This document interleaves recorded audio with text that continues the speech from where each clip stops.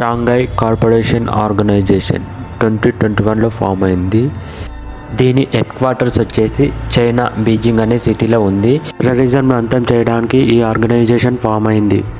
ఇందులో మొత్తం 10 కంట్రీస్ మెంబర్గా ఉన్నాయి.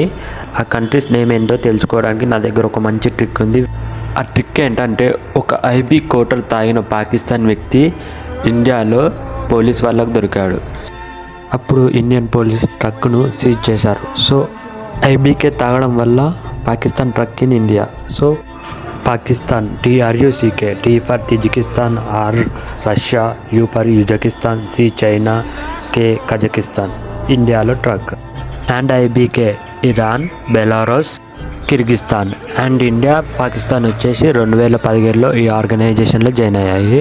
2023లోనే ఇరాన్, 2024 బెలారస్ జాయిన్ అయ్యాయి.